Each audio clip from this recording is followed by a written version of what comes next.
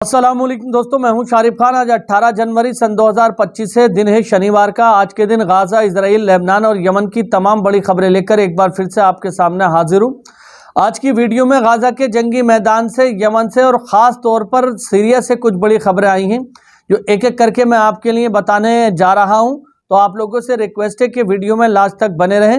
इससे पहले कि हम जंगी मैदान की तरफ चलें, एक छोटी सी बात है जो आपके सामने रखने के लिए जा रहा हूं। 10 सेकंड लूंगा, ज़्यादा समय नहीं लूंगा। दोस्तों, ये मेरा दूसरा यूट्यूब चैनल है जिस पर मैं अभी वीडियो बना रहा हूं, जिस पर आप वीडियो देख रहे हैं। मेरा एक दूसरा चैनल है जिस पर लाखों में सब्सक्राइबर हैं। जिस दिन गाजा और इजराइल के बीच में जंगबंदी हुई है, उस दिन मैंने गाजा और इजराइल की जंगबंदी को लेकर एक वीडियो बनाया था, क्योंकि हम एक न्यूज़ चैनल है, हमारा काम होता है हर दिन ताज़ा अपडेट देना। उस दिन भी मैंने एक वीडियो बनाया था जिसमें मैंने ये कहा था कि हमास के लड़ाकों ने जंग को जीत लिया और बहुत सारी चीज़ें उनके बारे में मैंने कही थी। तो अब इतनी बात कहना यूट्यूब को ऐसा लगा कि मैं टेररिज्म को प्रमोट कर रहा हूँ, या मेरा इंटेंशन टेररिज्म को प्रमोट करने का है, जबकि मेरा इंटेंशन ऐसा बिल्कुल भी नहीं था। मैं हमेशा से ही सभ्य समाज के प्रति अपनी जागरूकता रखता हूं। लोगों को कहता हूं कि बुराई से बचो और अच्छाई की तरफ को आओ। लेकिन उसके बावजूद भी वो वीडियो बनाना मुझे इतनी भारी पड़ी है कि मेरे उस चैनल पर पाबंदी लगा दी गई है और मुझे आसमान से उठा के ज़मीन पर गिरा दिया गया है। इस मुश्किल घड़ी में आप लोगों के साथ की ज़रूरत है। इस चैनल को मेरे सब्सक्राइब करें, वीडियो को लाइक ज़रूर करें और जितना हो सके इस चैनल को शेयर कर दें, ताकि लोगों को पता चले कि शारिफ खान का अब नया चैनल ये है। इस चैनल पर लगातार वीडियो के अपडेट मिल रहे हैं। अब दोस्तों, इसी के साथ चलते हैं आज की पहली और बड़ी खबर की तरफ। यहाँ साइड में आप मेरे देख सकते हैं कि सीरिया के अंदर बनने वाली नई सरकार का ऐलान हुआ है कि सीरिया में इजराइल और ईरान का रहने वाला कोई भी व्यक्ति दाखिल नहीं हो सकता। अल जोलानी की सरकार का दावा है कि हमें इजराइल और ईरान दोनों के ही लोगों से खतरा है, लिहाजा जब तक हमें ये पूरी तरह से विश्वास नहीं हो जाता कि इजराइल और ईरान से हमें कोई खतरा नहीं है, तब तक इन दोनों देशों का कोई भी नेशनल, यानी कोई भी व्यक्ति जिसके पास इन दोनों देशों में से किसी एक की नेशनलिटी हो, वो हमारे देश के अंदर एंटर नहीं हो सकता। ये अल जोलानी की सरकार का दावा है। अब इसी के उलट मैं आपको मिडिल ईस्ट ऑब्जर्वर का दावा दिखा देता हूं। यहां साइड में आप मेरे देखिए कि मिडिल ईस्ट ऑब्जर्वर ने बताया है कि इजरायली हमेशा से सीरिया के अंदर दाखिला पे उनका पाबंदी थी, यानी इजरायलियों के लिए ये पहले से कानून था कि वो सीरिया के अंदर दाखिल नहीं हो सकते। बशर अल असद की सरकार ने उन पर रोक लगा रखी थी। अब अल जोलानी की जो सरकार है इस बात का ऐलान इसलिए कर रही है क्योंकि इजराइल के बहाने उनको ईरान के लोगों को सीरिया में दाखिल होने से रोकना है। ऐसा मिडिल ईस्ट ऑब्जर्वर कह रहा है, ये खबर कह रही है। तो यहाँ पर यह बताने की कोशिश की जा रही है कि सीरिया की बनने वाली नई सरकार की ये नई स्ट्रेटेजी है, नई रणनीति है कि किसी भी तरह से ईरान के लोगों को सीरिया में दाखिल नहीं होना दिया जाए।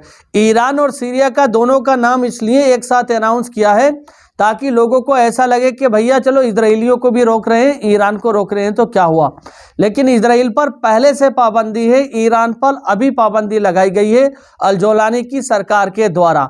अब दोस्तों, इसी के साथ चलते हैं अगली खबर की तरफ। इस खबर के अंदर आप देख सकते हैं कि वॉशिंगटन पोस्ट में एक आर्टिकल छपा है जिसके अंदर ये बताया है कि 26 अक्टूबर सन 2024 को इजराइल ने ईरान के ऊपर जो हमला किया था, उस हमले में ईरान की 90% क्षमता को नष्ट कर दिया था, जिस फैसिलिटी के अंदर वो मिसाइलें बनाया करता था। यहाँ पर ये कहने का इनका ये मतलब है कि इजराइल ने ईरान के ऊपर जो हमला किया था तो ईरान की फैक्ट्री 90% तक ख़त्म हो गई थी, जिस फैक्ट्री के अंदर मिसाइलों को बनाया जाता था। अब ईरान के पास केवल 10% कैपेसिटी रह गई है कि वो मिसाइल बना सके। यानी यहाँ पर इस खबर के अंदर बताया गया है कि ईरान बेहद कमज़ोर हो चुका है, लिहाजा ये सही समय है कि ईरान के ऊपर अमेरिका हमला कर दे। आप लोग जानते हैं कि डोनाल्ड ट्रंप 20 जनवरी को सत्ता में आने वाले हैं, यानी कि परसों को। तो लगातार इजरायली प्रोपेगेंडा ये चलाया जा रहा है, इजराइल की तरफ से डोनाल्ड ट्रंप को ये जानकारी पहुंचाई जा रही है कि ईरान के पास केवल 10% क्षमता रह गई। इस खबर के अनुसार बता रहा हूँ, 90% उसकी जो क्षमता थी वो 26 अक्टूबर के हमले में ख़त्म हो चुकी है। लेकिन आप लोग जानते हैं कि अमेरिका एक ऐसा देश है जो हर पल पल की खबर रखता है। अमेरिकी राष्ट्रपति डोनाल्ड ट्रंप ईरान पर हमला करने से पहले ईरान की ताकत को पूरी तरह से समझ सकते हैं। और ईरान की ताकत दुनिया में इस समय जो बड़े पावरफुल देश हैं उनमें ईरान का शुमार हो रहा है। लेकिन यहाँ पर आप देख सकते हैं कि यहाँ पर इजरायली प्रोपेगेंडा इस तरह से चलाया जा रहा है कि किसी भी तरह से अमेरिका ईरान पर हमला कर दे, क्योंकि इजराइल अपने दम पर ईरान के ऊपर हमला नहीं कर सकता।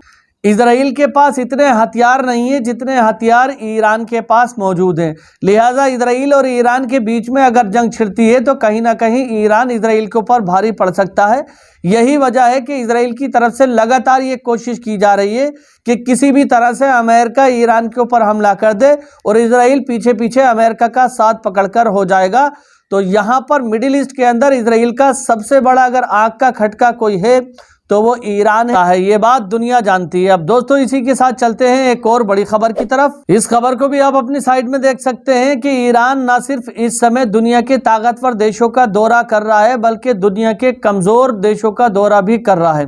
हाल ही में ईरान के विदेश मंत्री ने इथोपिया देश का दौरा किया है, जहां पर एक मौलाना से उनकी बातचीत हुई है और ईरान की तरफ से ये कहा गया है कि हम इथोपिया के साथ में कोऑपरेशन को बढ़ाने के लिए आए हैं। हम बहुत सारी सुख और सुविधाएं इथोपिया के अंदर मुहैया कराएंगे। इथोपिया और ईरान के बीच में जो टाइज हैं उनको मजबूत करेंगे और बिजनेस को डेवलप करेंगे। इस समय ईरान की सबसे बड़ी स्ट्रेटजी यही है कि ईरान दुनिया के अलग अलग देशों से जाकर हाथ मिला रहा है और अपने आप को दुनिया से ज़्यादा समर्थन दिलाने की कोशिश कर रहा है।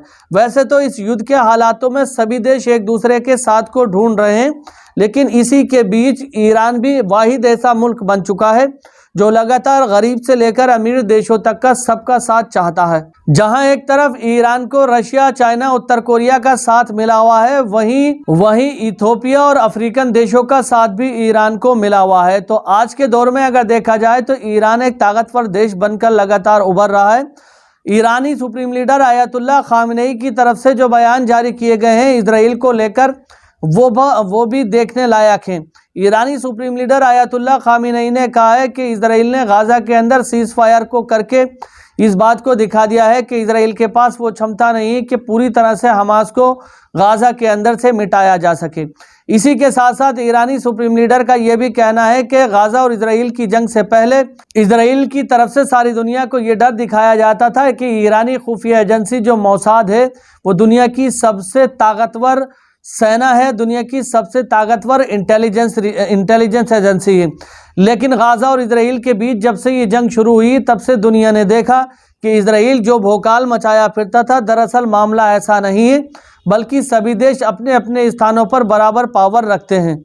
इसी के साथ साथ आपको बता दूं कि हाल ही में ईरानी राष्ट्रपति ने रशिया का दौरा किया है, मॉस्को का, और रशिया के साथ में एक डील पर साइन किया है। उधर डील पर साइन हुआ है और इधर ईरान के अंदर बैठे हुए ईरानी सरकार के लोगों ने बयान जारी किया है।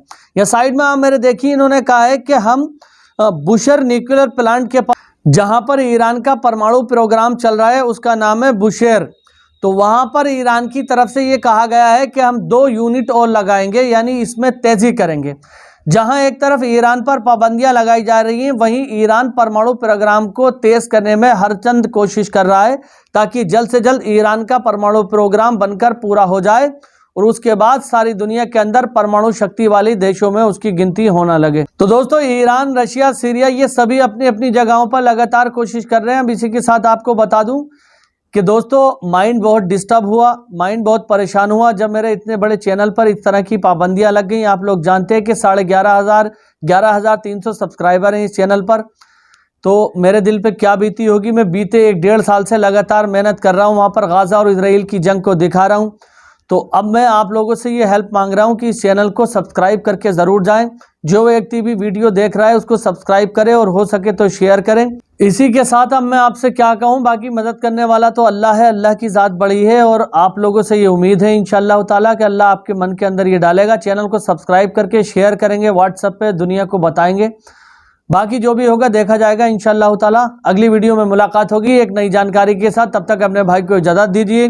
खुदा हाफिज़। जय हिंद, जय भारत।